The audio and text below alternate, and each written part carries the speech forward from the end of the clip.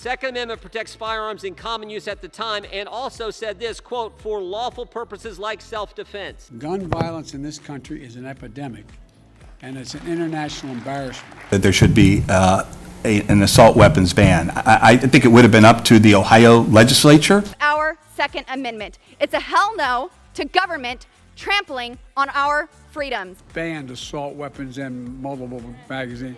We're going to do it again. Percentage of the shootings were done by semi-automatic weapons or rifles. The number one weapon that they use, basic pistol. Illinois attack weapon ban. Well, folks, it's time to dive into a real jaw-dropper. Last Friday, the 7th Circuit Court of Appeals dropped a legal shocker that has gun enthusiasts and Second Amendment advocates buzzing. What's the scoop? Well, they took a long, hard look at Illinois' attack weapon ban and its accompanying magazine capacity restrictions and decided to hit the undo button. If you were serious, you would acknowledge that 96% of mass public shootings happen in an area where guns are banned. Percentage of the shootings were done by semi-automatic weapons or rifles. The number one weapon that they use, basic pistol. This ban, which was in place in the land of Lincoln, has cast a shadow over the rights of law-abiding gun citizens. It puts the squeeze on what types of firearms you could own and how many rounds you could have in your magazine. Talk about a heavy-handed approach, right? But this ain't your run-of-the-mill legal decision. No siree. The 7th Circuit Court of Appeals is a big deal in the legal world, and when they make a call, it carries some serious weight. So when they said adios to the Illinois attack weapon ban, it turned some heads. The ban itself was all about labeling certain guns as attack weapons, even though that term doesn't have a solid, universally agreed upon definition, and capping the number of rounds a magazine could hold. Sounds like a party pooper move if you ask me. Defund the police, and then they want to take our Second Amendment right to defend ourselves. Change a law. They are already used to breaking the law, and the people will still do it, will continue to do it. Weapons and high-capacity magazines in 3 communities in 3 different states in our nation. Enough. Now, this isn't just some legal mumbo-jumbo. It's a big deal because it hits at the core of the Second Amendment. You see, the Second Amendment is like the North Star for gun owners. It's what guarantees our right to keep and bear arms, and that's not something we take lightly. But the 7th Circuit Court of Appeals had a different take. They said, sorry, AR-15s and their buddies are not covered by the Second Amendment. Imagine that! It's like saying, sorry, pizza isn't covered by the right to food. That there should be an assault weapons ban. I think it would have been up to the Ohio legislature. So you can probably guess that this decision sparked some fireworks. It's not just a disagreement about the law, it's a clash of worldviews. On one side, you've got folks who believe in a broad interpretation of the Second Amendment, which means fewer restrictions on what types of guns you can own. On the other, you've got those who think it's time to tighten the reins on firearms. The 7th Circuit Court's decision didn't come without a bit of drama either. The panel of judges didn't all agree. It was a 2-to-1 decision, with one judge dissenting. That's like a split decision in a heavyweight boxing match.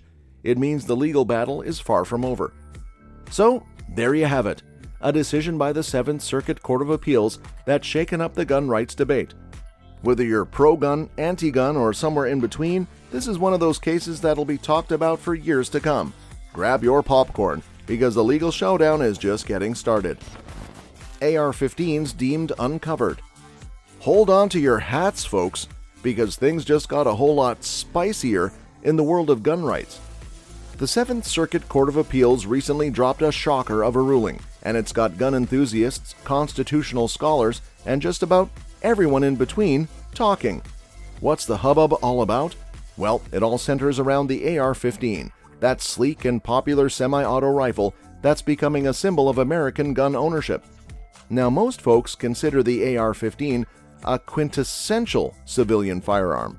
You can find it in countless homes across the country, and it's widely used for all sorts of lawful purposes, from sport shooting to home defense. But here's the twist.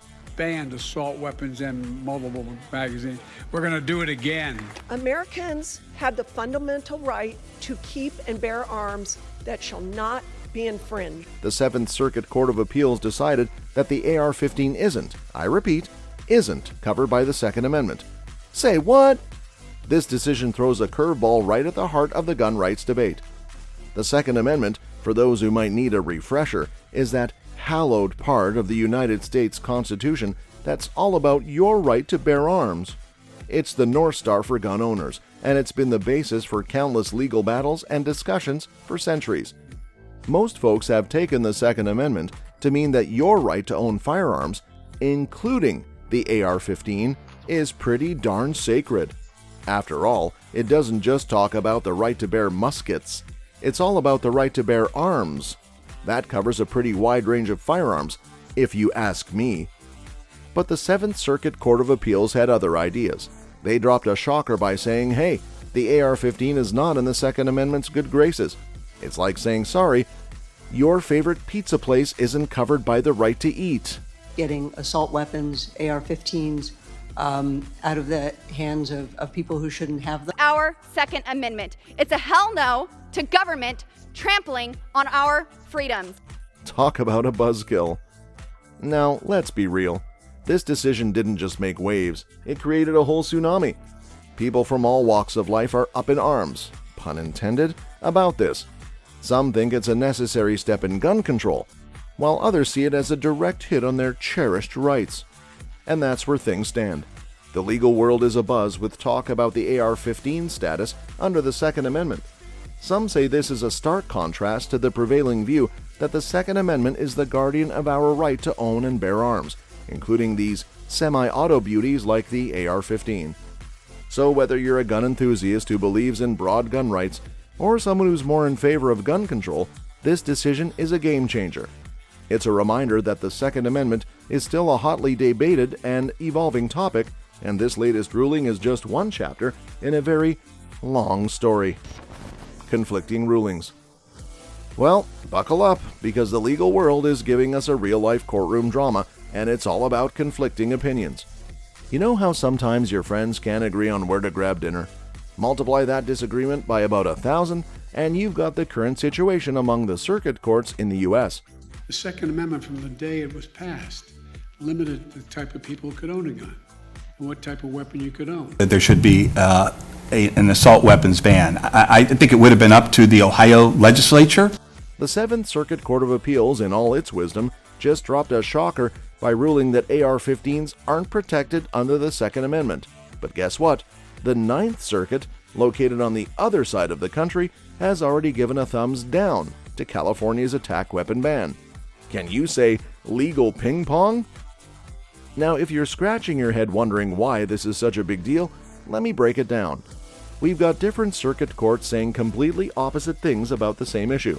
It's like having one teacher say your homework is due on Friday and another teacher saying it's due on Monday. You're left utterly confused. The core of this debate revolves around what the Second Amendment actually means. You've got the Seventh Circuit, which believes that the Second Amendment doesn't cover AR-15s and other so-called attack weapons. On the flip side, the Ninth Circuit says, no way, California, you can't ban these guns. So it's a classic showdown of differing interpretations of the Constitution, and when it comes to something as fundamental as the right to bear arms, the stakes are high. Gun violence in this country is an epidemic, and it's an international embarrassment. Ban assault weapons, ban them again, do it now, enough, do something. That's where the Supreme Court comes into play. It's the final boss of the legal world. With these conflicting rulings among circuit courts, it's like waving a red flag in front of the Supreme Court bull. They might just have to step in and lay down the law, quite literally. It's not just about the AR-15 or California's laws, it's about setting a clear precedent. Think of it as the rule book for all future cases on gun rights and restrictions. If the Supreme Court decides to take the case, it could potentially settle the score once and for all, establishing a clear nationwide standard on the Second Amendment. Judges' controversial statements. So there's this thing called the majority opinion. That's basically what most of the judges on the panel think, and in this case they dropped a doozy. Judges Diana Woods and Frank Easterbrook made some eyebrow-raising statements that had folks from all walks of life shaking their heads. Here's the gist. They decided to draw a parallel between AR-15s, those semi-auto rifles that you'll find in many a gun owner's safe, and nuclear weapons. that men and women in this country have the right to defend their own lives. Second Amendment protects firearms in common use at the time and also said this, quote, for lawful purposes like self-defense. I think you need to have weapons to take on the government. You need F-15s and maybe some nuclear weapons. Yep, you read that right. It's like saying, hey, your family minivan is just as dangerous as a Formula One race car. Now, before you go imagining someone trying to launch an AR-15 into space, let's be clear. This comparison is not just controversial, it's downright mind-boggling. Nuclear weapons can level cities and change the course of history. AR-15s, they're more likely to be used for some target practice or home defense. You can probably guess that these comparisons set off alarm bells among those who hold the Second Amendment dear. The Second Amendment is all about the right to bear arms, and those arms run the gamut from a slingshot to a tank, in theory. So to say that an AR-15 is in the same category as a nuclear explosive, well, that's a tough pill to swallow for gun enthusiasts. After every mass shooting, we hear a simple message. The same message all over the country. And I've been to every mass shooting. Do something. But at the crux of this is a bureaucrat making a unilateral decision to try to turn millions of Americans into felons. We have the third highest gun-related injuries in the country, 90% higher. Imagine your favorite pizza joint telling you that their margarita pie is as hazardous as a volcanic eruption. It's just not a comparison that makes any sense. But hey, that's the beauty and sometimes the frustration of the legal world. When judges make statements like these, it sparks debate and controversy. Some will argue that it's a necessary step in the direction of stricter gun control, while others will say it's a direct hit on their cherished Second Amendment rights. So where does this leave us? It leaves us smack in the middle of a national conversation about what the Second Amendment truly means. Does it cover your right to own an AR-15 or other semi-auto rifles? Or does it put them in the same category as weapons of mass destruction? Only time will tell, but one thing's for sure, when judges start comparing apples to oranges, or AR-15s to nukes, the legal world becomes a roller coaster of twists and turns. That's all for this video, folks. See you next time.